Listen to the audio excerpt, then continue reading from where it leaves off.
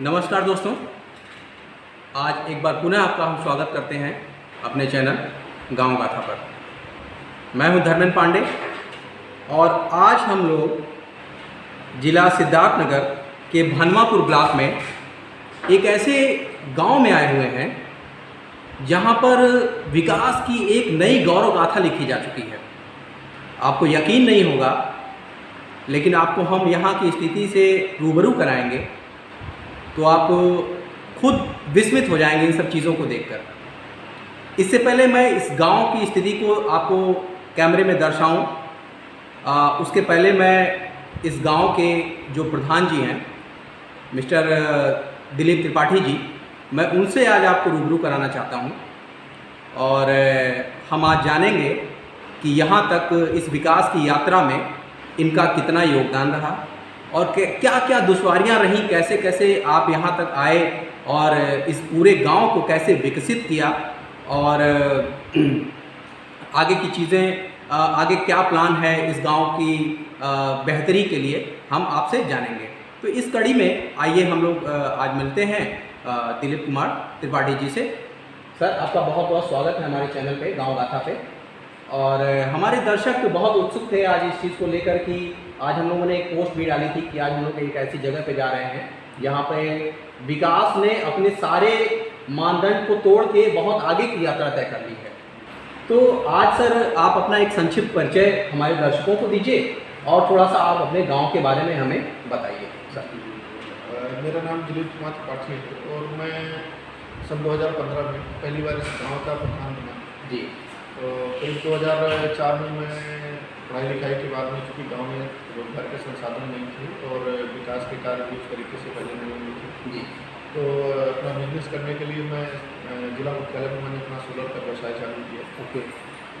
गांव आना जाना हमारा लगा रहता था कि इस बीच में हमने देखा कि गांव के में कोई बदलाव खास नहीं दिख रहा है जी। क्योंकि हमारी पंचायत 2 ग्राम पंचायतों को मिलकर हुई थी, तो अमूमन दूसरे गांव के प्रधान हो जाते थे, हमारी पंचायत छोटी थी जी। तो उनका ज़्यादा फोकस रहता था अपने गाँव। जी, मतलब ये एरिया जो था वो उपेक्षित था। हाँ, वो 2, एक गड़ावर ग्राम पंचायत थी और एक हमारी हंसपुरी बसानपुर, दोनों एक उनके थे जी।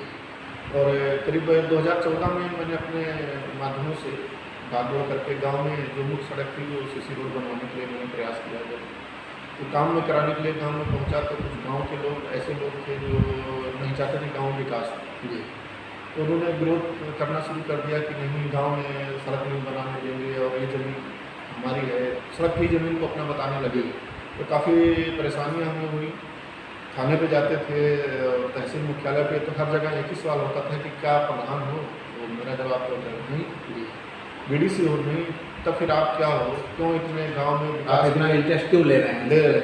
तो उसको लेके एक अलग नज़रिया लोगों के, अधिकारियों कर्मचारियों की मान होती जी। तो मेरे मन में लगा कि अगर गांव का ही प्रधान ही सब कुछ है तो चलो अभी किसी तरीके से काम कराते हैं, किस्मत आजमाया जाए। तो एक बार या तो प्रधान बनूंगा या तो ट्राई करेंगे, देखा जाएगा। जी जी। तो किसी तरीके से मैंने वो गाँव की सड़क 600 मीटर बनवाई। जाने के बाद में फिर हम लोग साथ हो गए। 2015 में यहाँ पर सीमन हुआ और संयोग से मेरा ग्राम पंचायत अलग हो गई। अच्छा। गांव के कुछ युवा और जो हमारे संपर्क में लोग थे, उन लोगों ने चुनाव लड़िए, लोग आपके साथ जी। उन्हीं लोगों के उससे हमने गांव का प्रधान का चुनाव लड़ा और चुनाव जीता मैं। चुनाव जीतने के बाद में एक स्टोरी मैंने देखा था, ग्राम पंचायत गुजरात का एक पंचायत है जी, कुंसरी गाँव है, उसका मैंने जिक्र देखा तो अपने पंचायत सेक्रेटरी के साथ में मैंने उस गांव का स्थलीय निरीक्षण किया और वहां देखने के बाद मैंने अपने गांव को ये तय किया कि मैं भी इस गांव को उस गांव से भी बेहतर बनाने का मतलब आपको वहाँ से प्रेरणा मिली? जी जी। उसके बाद में इधर उधर एक्सपोजर बिजी में भी जाने लगा, कहीं से भी गाँव का जो बढ़िया है वहाँ भी जाता था जी। दिल्ली में कॉन्फ्रेंस हुआ, उसमें भी मैं गया तो वहाँ संयोग ये था कि मेरे प्रदेश का एक भी पंचायत ऐसा नहीं था जिसको वहाँ मंच पे जगह मिली। जी। अन्य प्रदेशों के लोग तो कुछ वहाँ से भी हमको प्रेरणा मिली कि अपनी पंचायत को कुछ हमको ऐसा बनाना है जी। कि कम से कम एक दिन हमारा गांव भी प्रदेश के नक्शे कदम पर रहे। बिल्कुल। तो मैंने वही प्रयास किया और वहाँ से लौटने के बाद जी। सबसे पहले मैंने अपने गांव में वाईफाई की सुविधा दी। अच्छा। 23 CCTV कैमरा। और सर, हमारे दर्शकों को आप ये बताइए कि मतलब वाईफाई सिस्टम पे कैसे ये पूरा वर्क हो रहा है, कैसे गांव आपका पूरा कनेक्ट हो गया है एक वाईफाई सिस्टम के ऊपर? अब गांव में तो सबसे बड़ी समस्या थी नेटवर्किंग प्रॉब्लम थी, जी। जो यहाँ से अच्छी केबल से माध्यम से कनेक्शन नहीं था। फाइबर ऑप्टिक केबल नहीं थी यहाँ पे। हाँ, तो फिर वो हमने वायरलेस सिस्टम से एक प्राइवेट कंपनी के से नेट कनेक्टिविटी लिए, जी 7 राउटर के माध्यम से पूरे गांव में हमने वाईफाई जोन बनाया, जी। 250 मीटर एक जोन था, जी उससे हमने वाईफाई सिस्टम लोगों को दिया और फ्री ऑफ कास्ट अवेलेबल कराया लोगों को, जी जिससे लोग बच्चे अपना पढ़ाई करते थे या फिर जो भी वीडियो कॉलिंग वगैरह होती है, ये सब सारी सुविधाएँ जी लोगों को उपलब्ध नहीं थी यहाँ पे। इसके बाद हमने महिलाओं की सुरक्षा और आए दिन चोरियाँ होती थी और लोग सड़कों पे कूड़ा फेंक देते थे, गंदगी करते जी थे। जी। उसके लिए मैंने 23 CCTV कैमरे पूरे गांव में अच्छा हाँ सर, हमने देखा कि मतलब आपका पूरा गांव जो है वाईफाई के अलावा जो सीसीटीवी कैमरे से लैस है। जी 23 CCTV कैमरे हमारे यहाँ लगे हैं। जी हमने 23 CCTV कैमरे से गांव के प्रमुख चौराहों को और मुख्य मार्गों को कनेक्ट मॉनिटरिंग में ले लिया। और इसके माध्यम से हम सुबह शाम या 24 घंटे लोगों के ऊपर निगरानी रहती है। जी जब से हमारा सिस्टम लगा तब से गांव में एक भी चोरी नहीं हुई, कोई छेड़खानी की घटना नहीं हुई, लोग सड़कों पे कूड़ा नहीं फेंकते हैं, बहुत सुंदर बात। साफ सफाई का ध्यान रखते हैं। जी और जो इसके बाद मैंने जो सबसे बड़ा प्रयोग किया public address system. Public address system मैंने गुजरात में वहाँ देखा कि गांव में लोग लगाए हुए हैं, जिससे गांव के हर आदमी को सूचना उपलब्ध कराते हैं। जी यहाँ समस्या क्या थी, जिससे हम पूरी बैठक करते थे तो एक गांव में चाहता था डुग्गी बुनियादी वाला, जी आए दिन लोगों की शिकायत रहती थी, प्रधान जी आपने हमें बताया नहीं या आपने गुपचुप नहीं कर लिया। जी उसके लिए मैंने 23 खंभों पे public address system sound system लगाया सेक्शन में और एक जगह कंट्रोल पैनल के माध्यम से जी। खुली बैठक से सूचना देनी है। जी सुबह शाम भजन संध्या का कार्यक्रम हो गया, सरकार की सारी योजनाएं हो गई, राशन वितरण का अनाउंसमेंट, टीकाकरण का अनाउंसमेंट हो गया, जी आंगनबाड़ी के यहाँ जब सतुआ उतुआ बनना रहता है उसका, तो हर चीज़ गांव के ए से लेकर जेड तक सारे आदमियों को हम मतलब अगर आज हम विकास की बात करें तो ऐसी सुविधाएं तो हमें शहरों में भी देखने को नहीं मिलती हैं। वहाँ पे अमूमन आप देखेंगे कि शहर के चौराहों पे खाली हमको सीसीटीवी कैमरे दिखते हैं, लेकिन यहाँ भी हमने देखा कि हर पोल पे जो आपने सीसीटीवी कैमरा लगवा रखा है। अभी आपने बताया कि पब्लिक एड्रेस सिस्टम आपने लगवा रखा है जिससे लोगों को सुविधा है। तो सर इसमें मतलब इसके लिए बजटिंग की आपको प्रॉब्लम नहीं आई होगी? अब चूँकि पंचायत मेरी सबसे छोटी पंचायत है, 1024 की आबादी है जी। और एक अंदाजन मान के चलिए 5 लाख रुपए हमको सालाना मिलते हैं। जी जी इसी जब मैं गांव का प्रधान बना तो सपने तो बड़े बड़े थे, जी। मैंने भी वादे कर लिए कि ये काम करेंगे ये काम करेंगे। जी। जब बजट का मैंने देखा तो पता चला कि ये काम तो इस बजट में होना ही नहीं। इसका 25 साल के कार्यकाल में भी ये नहीं पूरा होता। जी जी तो उसी समय माननीय प्रधानमंत्री जी का एक योजना चला था सांसद आदर्श ग्राम, जी कि सांसद अपने सांसद लोग गाँव गोद ले रहे हैं, विधायक लोग गाँव गोद ले रहे हैं। जी तो मेरे मन में एक विचार आया कि इसी गाँव में पला बड़ा इसी मिट्टी में है जी और जो आज मैं जो भी हूँ कुछ इसी बदौलत हूँ। तो मैंने अपने व्यवसाय के माध्यम से उसमें जो मुनाफे में से थोड़ा थोड़ा पैसा निकाल के हम लोगों ने निर्णय लिया हमारे परिवार में कि हम लोग इस गांव को गोद ले लेंगे। जी सरकार के अलावा जो भी अन्य सुविधाएं हैं हम लोग अपने निजी संसाधनों से लोगों को उपलब्ध कराएंगे, जी क्योंकि अगर आज हमने वादा कर लिया और गाँव के लोग काफ़ी आसानी थे हम लोगों के प्रति ये कुछ नया करेंगे इस गाँव में, जी तो लोगों का विश्वास टूट जाएगा। और अमूमन जो आज प्रधानों की एक छवि बनी हुई है जी वो एक निगेटिव बनी हुई है। प्रधान मतलब समझ लोग ये समझते हैं कि पेंशन चोर है, राशन चोर, गांव का सबसे करप्ट आदमी। जी इस कॉमन धारणा को आपने तोड़ा। इस कॉमन धारणा को हमने तोड़ने के लिए और अपने गांव के प्रति अपनी जन्मभूमि के प्रति एक जिम्मेदारी जैसे जी हर आदमी का उसका होना चाहिए, निर्वहन आपने किया। उसका निर्वहन करने के लिए हम लोगों ने अपने निजी संसाधनों से वाईफाई लगाया, सीसीटीवी कैमरे हो गए, पब्लिक एड्रेस सिस्टम हो गया, जी पूरे गांव को हमने पिंक कलर में कराया जी। और पेंटिंग्स भी हमने। जी हम मैं अगले सवाल की कड़ी में मैं यही आना चाह रहा था कि जब हम लोग गांव में एंट्री करते हैं तो हमने देखा कि सारे घर बड़े ही सुसज्जित तरीके से हमें दिख रहे हैं। सभी घरों की जो दीवारें हैं वो उस पर एक अनोखी कलाकृतियाँ बनी हुई हैं। इसके पीछे का क्या कंसेप्ट था? अब ये तो गांव में आमतौर पे जो दीवारों पे होता था कि लोग गोबर उपले से कंडा पाते जी जी और गंदगी रहती थी, लोग कुछ ना कुछ उटपटांग लिख दिया करते थे। जी और हमारी जो कलाकृतियाँ हैं जो हम लोग भूल चुके हैं कि पुराने ज़माने में कैसे हल चलते थे, जी। कैसे महिलाएं पानी लाती थी, कैसे आटा चक्की गेहूँ पीसा जाता था, जी कैसे खेत में रोपाई होता जो हमारी लोक संस्कृति है उसको आपने वहाँ पे हाँ, दर्शाया। उसको हमने कि हम लोग अपनी लोक संस्कृति ना भूल जाएं और हमारी आने वाली पीढ़ी इन्हीं चित्रों के माध्यम से कुछ तो उनके दिमाग में रहेगा। जी और जैसे ये दीवार पर मैंने भी आर्मी से रिलेटेड रखा है कि बच्चों की जब छुट्टी होती है तो वो जब निकलते हैं उसको रास्ते पे उनको दिखाई देता है तो देशभक्ति की एक फीलिंग आती एक है भावना पैदा होती है इनके अंदर। जी तो वो भी हमने वाराणसी और प्रयागराज की तरफ से अपने गाँव में कराया उसमें। जी और जो मेरा प्राइमरी विद्यालय था जिसमें मैंने 1 से लेकर 5 तक की पढ़ाई की। जी। जब प्रधानमंत्री में आया तो बहुत जीर्ण शीर्ण अवस्था में था, टूटा फूटा, खिड़की दरवाजे, विदाउट बाउंड्री वाल, सारी चीज़ें। अभी तो सारे कमरों में हमें बाहर से एसी दिख रही है, तो उसको आपका मैंने विद्यालय भी काफ़ी सुसज्जित है। सबसे हम पहले लोग विजिट करते हुए आए वहाँ पे, हमने देखा कि अमूमन ऐसा देखने में नहीं आता है। अभी तो सरकारें प्राथमिक विद्यालयों पे ध्यान देने लगी हैं, लेकिन पहले ऐसा नहीं हुआ करता था। लेकिन उसके अलावा भी अगर हम बात करें तो उतनी व्यवस्थाएं और जगहों पे हम देखने को नहीं पाते हैं। जिस हिसाब से हमने आपके विद्यालय पे देखा कि वहाँ पे फुल्ली एसी लगे हुए हैं, सारे कमरे में एसी है, साफ़ सुथरा है। आई थिंक वहाँ पे पढ़ाई भी अच्छी होती होगी क्योंकि वो आपकी मॉनिटरिंग में है, सीसीटीवी कैमरे लगे हुए हैं। तो उसकी गुणवत्ता को लेकर आप क्या कहना चाहेंगे? सबसे पहले हमारे गांव में जो समस्याएं थी कि करीब 150 बच्चे हमारे गांव से प्राइवेट कानूनी स्कूलों में पढ़ने जाते थे। जब मैंने उनसे कहा कि आप हमारे प्राइमरी विद्यालय में क्यों नहीं पढ़ाते हैं, जी तो उन लोगों का दिमाग में था कि प्राइमरी स्कूलों में पढ़ाई नहीं होती, जी वहाँ तो सिर्फ मिड डे मील खाने के लिए लोग भेजते जी, एक मेंटालिटी बनी हुई है, हाँ। एक माइंड सेटअप बन रहा है। मैंने जब सर्वे किया तो पता चला कि कॉन्वेंट स्कूल जो खुले हुए हैं वहाँ पे तो कक्षा इंटर पास और हाई स्कूल पास टीचर हैं। हाँ, हमारे पास प्राइमरी में ग्रेड टीचर हैं। जी उस लोगों को विश्वास के लिए मैंने फिर उसमें कॉन्वेंट के मॉडल पे उसको विकसित करने का निर्णय लिया। जी दीवारों की फिर से प्लास्टर पुट्टी, पेंटिंग, टाइल्स लगाया हमने, खिड़की दरवाजे बदलाव किए, बाउंड्री वाल बनाया, बच्चियों के लिए अलग टॉयलेट, पुरुषों बच्चों के लिए अलग टॉयलेट हमने बनाया, खेलने के लिए झूला हमने लगाया। जी और प्राथमिक विद्यालय मेरा पूरी तरीके से एयर कंडीशन है। 5 हमारे कंप्यूटर भी लगे हुए हैं जिसके माध्यम से बच्चों को कंप्यूटर पर ट्रेनिंग दी जाती है और वो देश दुनिया से जुड़े रहते हैं। जी इसके अलावा एक छोटी सी लाइब्रेरी भी है। जी। सीखने के लिए उनको म्यूजिक सीखने के लिए सारे संयंत्र उनको उपलब्ध कराए गए हैं। सुबह शाम प्रार्थना जैसे म्यूजिक सिस्टम के माध्यम से उनको दी जाती है। जी तो गांव के कुछ लोगों ने ज़मीन कब्जा कर रखा था स्कूल का, उसको खाली करा के मैंने बाउंड्री वाल कराया और उसमें भी 2 नए कमरों का निर्माण सरकार के माध्यम से हुआ।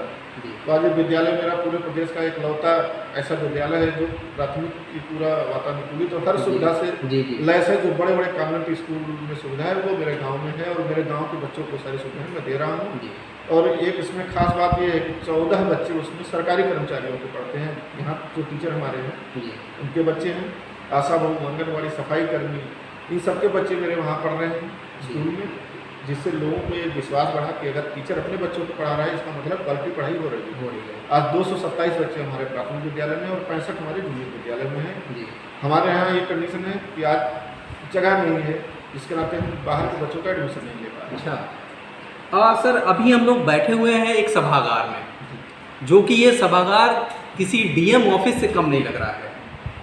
और मैं खुद आश्चर्यचकित हूँ इस जगह को देख के कि मतलब एक गांव में इस तरह का सभागार मिल पाना कितना ही दुरूह कार्य है। तो इसके पीछे का क्या कंसेप्ट रहा है और इसमें क्या क्या सुविधाएं आपने दी हैं? और अभी हम फ्रंट पे एक देख पा रहे थे कि एक छोटी सी लाइब्रेरी भी आपने इस्टेब्लिश कर रखी है। तो इस क्या पूरा कंसेप्ट क्या रहा इसका? ये हमको गांव में कराए गए विकास कार्यों के लिए भारत सरकार ने सन 2018 में नानाजी देशमुख राष्ट्रीय गौरव ग्राम सभा और पंडित दीनदयाल पंचायत सशक्तिकरण पुरस्कार से नवाजा था मेरी पंचायत को। और यह देश की पहली ऐसी पंचायत बनी थी कि जिसमें भारत सरकार के दोनों टॉप अवार्ड एक साथ मिले थे। अच्छा। उस समय उत्तर प्रदेश सरकार ने, चूँकि हमारे गाँव में पंचायत भवन नहीं था, तो उन्होंने एक पंचायत भवन उपहार के रूप में कि आपने पूरे प्रदेश का नाम देश में रोशन किया है, तो हमारी तरफ से आपको पंचायत भवन दिया जा रहा है बनाने के लिए। तो इस पंचायत भवन का निर्माण हमने शुरू कराया जी। तो बाद में फिर मुझे लोगों का था पंचायत भवन का, जैसे गांव में क्या रहता था कि लोग कंडा रखे रहते हैं गाय भैंसे, और कभी खुलता नहीं था वो ऑफिस, मतलब अराजक तत्वों का अड्डा बना जी।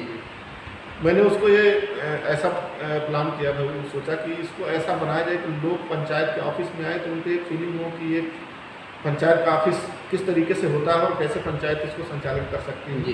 तो इसमें हमारे 10 कमरे हैं, जिसमें से एक कमरे में लाइब्रेरी में बना रखा है, एक कमरे में हमारा अतिथि कक्ष भी है जी।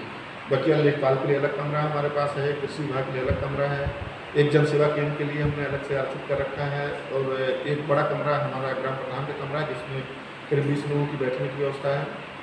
पंचायत सेक्रेटरी की अलग व्यवस्था है, पूरा पंचायत भवन में मीटिंग हॉल जो हमारा बना हुआ है 100 लोगों के बैठने का है, जिसमें हम लोग इस समय बैठे हुए हैं। जी वातानुकूलित हमने बनाया और जिससे हमारे गांव की जो बैठकें होती हैं जी या आसपास में कोई कार्यक्रम होता तो इसी में हो। और गांव वालों को एक फीलिंग आया कि नहीं, हम शहरों से भी बेहतर है। बिल्कुल हमारे अंदर हमारे गांव में ऐसी व्यवस्था है जो किसी जी। बड़े बड़े शहर में नहीं है, वो नहीं। हमारे यहाँ है। शायद ही कोई पंचायत भवन में मीटिंग हॉल या इस तरीके से पंचायत भवन बना होगा, जी। इसमें सारी सुविधाएं हैं। अभी हमने देखा कि जब हम एंट्री किए इस पंचायत भवन के गेट से हम लोग एंटर किए हैं, तो हमने देखा कि एक ओपन जिम बना हुआ है यहाँ पे। तो ये ओपन जिम का दिमाग में आपके आइडिया कहाँ से आया कि मतलब ग्रामीण भारत तो ऐसे ही आपको देखने को मिल जाता है कि लोग सुबह से शाम तक अपने कृषि कार्यों में लगे हुए होते हैं। तो क्या लॉजिक रहा, क्या आप ये सोचने लगे कि यहाँ का जो युवा वर्ग है वो जिम ना जाकर यहीं अपने गांव में ही जो जिम की फैसिलिटी है उनको पाए? और जैसे आप देखते हैं अमूमन ये होता है कि गांव के बच्चे रेगुलर मॉर्निंग में निकलते हैं दौड़ने के लिए, आर्मी की तैयारी करते हैं, पुलिस की तैयारी करते हैं, तो उनको एक मुकम्मल एक माहौल देने के लिए आपने ऐसा कुछ किया? हमने जैसे मेरा सपना था कि वो मैं सारी सुविधाएं जो बड़े बड़े शहर में हैं, जी वो अपने गांव में उपलब्ध कराऊं। गांव मेरा गांव ही रहे लेकिन सुविधाएं सब शहर की शहर रहे।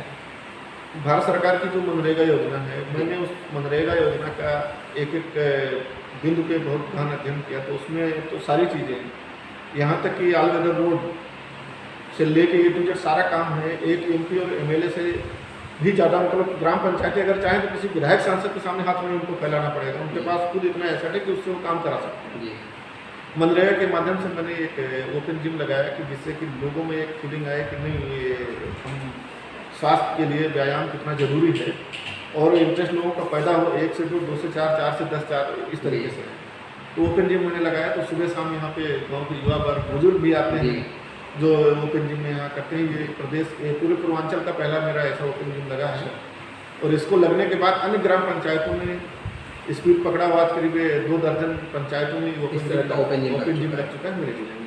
अच्छा, दोस्तों हम आगे प्रधान जी से जानना चाहते हैं कि इस गांव की जो इस देश में एक अलग पहचान बन पाई है, क्या वो कारण रहे हैं, क्या वो उपलब्धियां रही हैं जिसकी वजह से यह गांव इस देश में अपनी एक अलग पहचान रखता है, एक अपनी अलग छाप छोड़ता है? तो हम प्रधान जी से जानेंगे इसके बारे में। देखिए, सबसे पहले तो मैंने गांव में जो जीआईएस मैपिंग कराया है, वो उस जीआईएस मैपिंग के माध्यम से मैंने पूरे देश का संभवतः एकलौती पंचायत है जिसके पास एक फैसिलिटी उपलब्ध है। उस माध्यम से जो सबसे बड़ी क्रांति मेरे गांव में आई थी, आमतौर पे गांव में जो ज़मीन से जुड़े मुद्दे रहते हैं, सबसे गंभीर समस्या है ज़मीन से रिलेटेड रहती है। लोगों को पता नहीं मेरे खेत कहाँ है, किसमें कहाँ गया, वो सारी सूचनाएं मैंने मोबाइल पे ही लोगों को पता कि ग्राम पंचायत के एसेट क्या है, खेत उनके कहाँ पे हैं, चक्रोर चकनालियाँ कहाँ हैं, तालाब, सारी चीज़ें आ गई, कैमरे कहाँ लगे, वाईफाई कहाँ लगे, सारा चीज़ उनको मैंने उसको दिखाया। उसके बाद दूसरा ऑप्शन हमारे यहाँ है कि करीब 90% नालियाँ जो हैं वो सब अंडरग्राउंड नाली है। इंटरलॉकिंग पूरे गांव में लगा हुआ है।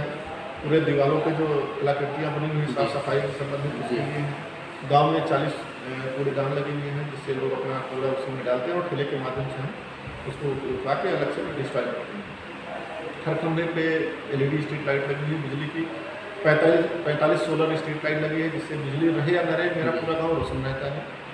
23 CCTV कैमरे हैं, 23 पब्लिक एड्रेस सिस्टम लगा हुआ है, 7 वाईफाई राउटर के माध्यम से पूरा वाईफाई जोन है। प्राथमिक विद्यालय जो हमारा है उत्तर प्रदेश का पहला वातानुकूलित प्राथमिक विद्यालय, इसमें सारी सुविधाएं हैं।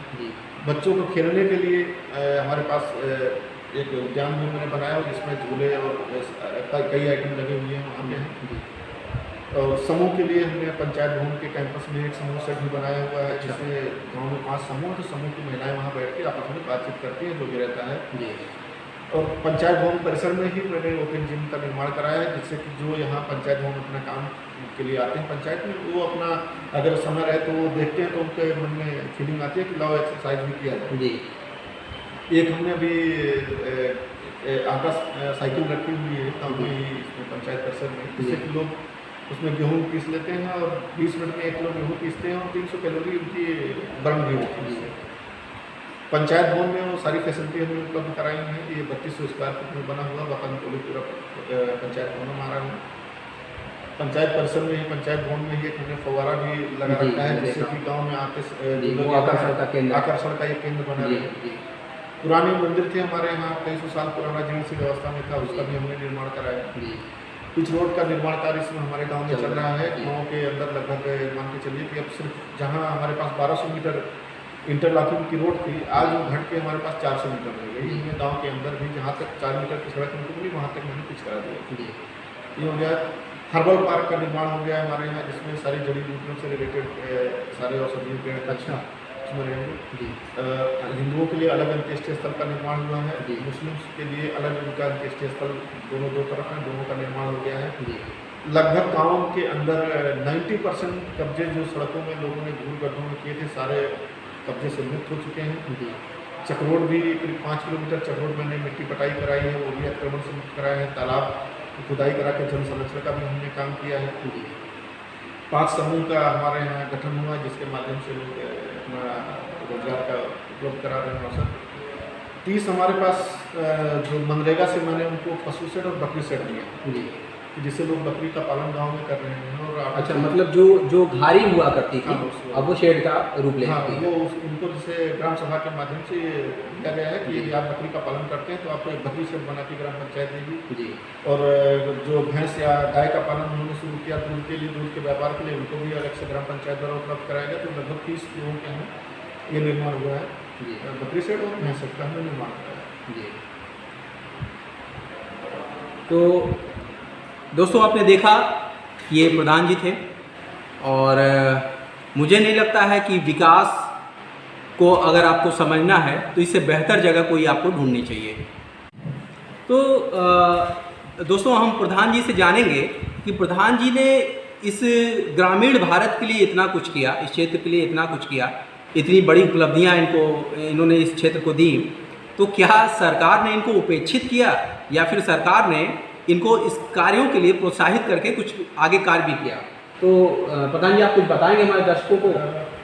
कि भारत सरकार ने मुझे सन 2018 में नानाजी देशमुख राष्ट्रीय गौरव ग्राम सभा और पंडित दीनदयाल पुरस्कार से सम्मानित किया था। जी उसके बाद लगातार मैं 2 वर्ष 2018-2019 में टॉप अवार्ड जो नानाजी देशमुख है राष्ट्रीय गौरव ग्राम सभा मुझे 2 बार मिला। जी पंडित दीनदयाल उपाध्याय 2018, 2019, 2020 3 बार में मुझे मिला। जी और 2017 में मुझे बेस्ट ग्राम प्रधान का अवार्ड भारत सरकार ने दिया था। अच्छा 6 नेशनल अवार्ड मुझे 5 साल के कार्यकाल में 6 मिल चुके हैं। इसके अलावा प्रदेश स्तर पर माननीय मुख्यमंत्री जी ने, राज्यपाल महोदय ने और कई मंत्रियों ने, जिलाधिकारी महोदय सहित कई सारे सम्मान हमें प्राप्त हुए हैं। और अक्सर इस गांव में अब सिर्फ मुख्यमंत्री के अलावा कैबिनेट मंत्री से लेकर नीचे सारे अधिकारी आ चुके हैं, और आए दिन कोई ना कोई अधिकारी यहाँ पे विजिट पे आते रहते हैं। हाँ, और अब तो एक्सपोजर बिल्डिंग भी चालू हो गया है। अभी 1 हफ्ते पहले संत कबीर नगर से एक बस भर के लोग आए थे, बेलहर कला गाँव से, इस गांव को देखने के लिए। वो लोग आए, यहाँ देखे और फिर जाके निर्णय लिए कि नहीं हम भी अपने गांव को ऐसा ही सब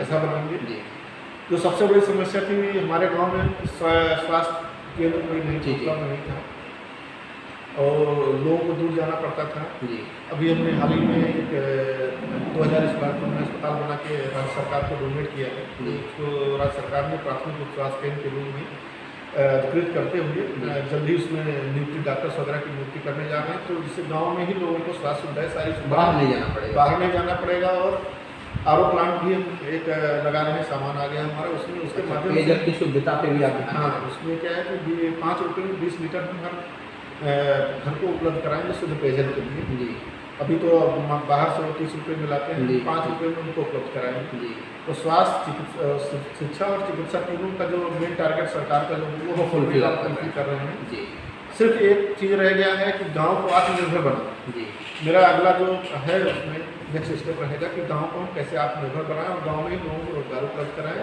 जी। जिससे कि लोगों को दिल्ली मुंबई बाहर जाने की जरूरत ना पड़े। तो दोस्तों आप थे दिलीप त्रिपाठी जी, जो कि बनवापुर ब्लॉक में ग्राम है हंसुड़ी अवसानपुर, वहाँ पे आप ग्राम प्रधान हैं और आपने देखा इनको, इनके कार्यों को देखा, और ये विकास की एक नई यात्रा है, अब ये निकल पड़ी है, देखिए कहाँ जाकर थमती है। और हम लोग भी इस कड़ी में आगे कुछ अगले साक्षात्कार लेकर आते हैं। तब तक के लिए आपको बहुत बहुत धन्यवाद। नमस्कार।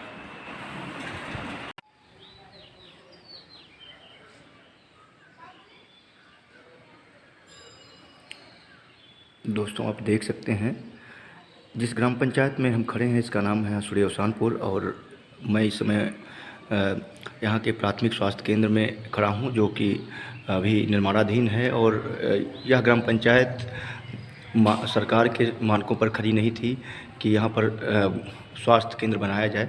ऐसे में यहाँ के ग्राम प्रधान दिलीप त्रिपाठी ने अपने संसाधनों से स्वयं के संसाधनों से ग्राम पंचायत में प्राथमिक स्वास्थ्य केंद्र का निर्माण कराया है और अभी कुछ ही दिनों में बनकर पूरी तरह तैयार हो जाएगा और तैयार होने के बाद ये ग्राम प्रधान द्वारा ग्राम पंचायत द्वारा सरकार को डोनेट किया जाएगा। तो आप देख सकते हैं किस तरीके से कोई भी ग्राम पंचायत अगर चाहे तो वहाँ का विकास आसानी से किया जा सकता है, बस उसके लिए जज्बे की ज़रूरत होती है। एक अच्छा सा अस्पताल जहां गांव के लोगों को स्वास्थ्य की सेवाएं गांव में ही मिलेंगी, उसका प्रयास किया ग्राम प्रधान दिलीप त्रिपाठी ने और स्वयं के संसाधनों से इसको बनाया है। निर्माणाधीन है, कुछ ही दिनों में तैयार होगी। इसके अलावा आप देख सकते हैं, दूर तक देख सकते हैं जिम बना हुआ है, फव्वारा लगा हुआ है। आप ये भी देख सकते हैं कि फव्वारा भी लगभग बनकर तैयार है। और मैं जिम की तरफ आपको दिखाना चाहूँगा कि यहाँ पर लोगों के स्वास्थ्य को ध्यान में रखते हुए जिम भी बनाया गया है और स्वयं सहायता समूह के लोगों के लिए बैठक करने के लिए यहाँ पर व्यवस्था की गई है। तो ढेर सारी चीज़ें यहाँ पर मौजूद हैं और यह सिर्फ पंचायत के जो पंचायत का प्रयास है उसी की बदौलत संभव हुआ है। तो मैं आपको और जूम करके दिखाऊंगा।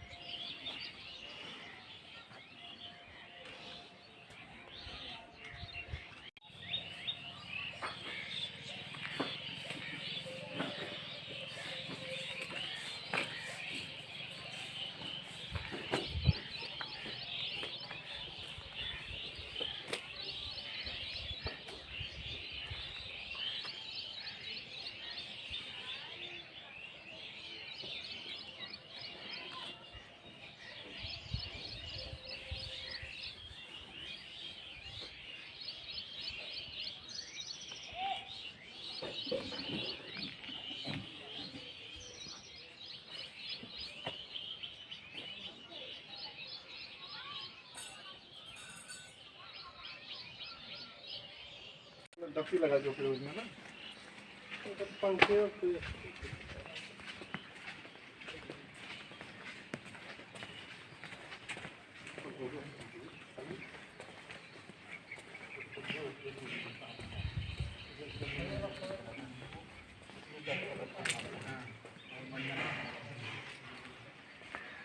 फ्लावरिंग यहाँ पे इस पे हमारे ख्याल से आपने उसी के